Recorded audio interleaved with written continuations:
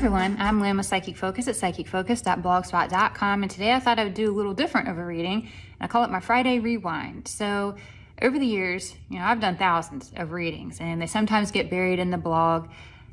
People can go in and you can search the blog on the right hand side and type in different topics and see what comes up, but nonetheless, I get repeat questions just because there is so much information out there. So I thought it would be fun to take some questions that I have and put some links on my blog that tie them back to previous readings that I have done on the topic, and just give you a little bit of my thoughts as well. So I highly encourage you, please go to my blog and check it out, psychicfocus.blogspot.com, and you will get links to all these old postings. So I'll just go ahead with the questions here. So the first one submitted to me was, what do you think of the story behind the mud floods and the so-called Tartarian architecture all over the world?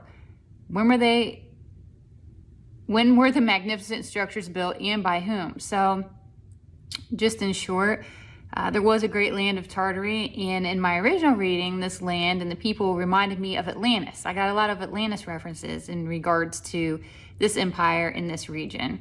The structures that have been built were done to copy the Tartarian culture, and I got there was a ton of jealousy over these people, and that's partly what led to their demise, because when you see something that you want or that you're jealous of, you want to go in and invade it and take it and claim it as your own. And that's exactly what happened in this same scenario here. So like I said, please go to my blog. You can read more about it there. The next question I tackled is, what is the true shape of Earth? Is it flat, hollow, or a disc like a donut with a dome above? And this is a hot topic, and I know people debate about this back and forth, and it can really create some division, but this is a tricky question here. And I've actually seen, when I've meditated on a lot of different variations, and I've come to realize that the shape depends on what density you're viewing. Are you looking at a 3D Earth, a 4D Earth, a 5D Earth? It just really depends. So as I see it how we are now, it is fairly flat with a dome over it shaped like a contact lens. That's how the firmament looks to me. Even though it is flat-ish, it is thick and it still has hollow cavities in it. So it's kind of a unique scenario where it fits a lot of different categories. Next question, is the Mandela effect real? Yes, very, very real. We have our individual journey that we experience on our own timeline. We also experience events in a collective timeline as well. So occasionally there are glitches in that collective timeline where sections of people, they see, they feel, they experience different scenarios or different events or activities the same, but yet they vary from a different collective that's on another timeline. So ultimately, these glitches, they reconcile when they come back to the same point. They basically reconcile as a group, and then when you go and you share stories, we have different stories and different experiences that were very real to us. So that is my 2 cents on the Mandela effect here. Another question, are the so-called space missions real? Where do the astronauts travel to? I hear they go to some place which they refer to as Moon or Mars, etc. So where are these places? Obviously, they cannot go to the lights in the sky.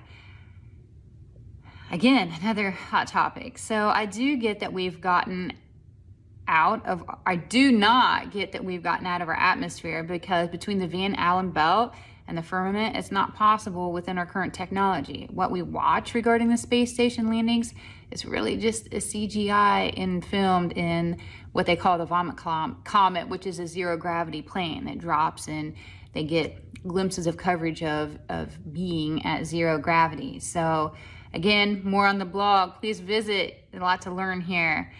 And the last question I had was, do you think there's an agenda for microchips and vaccinations? So yes, absolutely. They're already doing this in some countries, and one of the motives, and I hear there are several, is to get people microchipped so they can be controlled or monitored, and others to use vaccines to control population by reducing fertility. So I have a link on the blog about Bill Gates that talks a little bit more about that.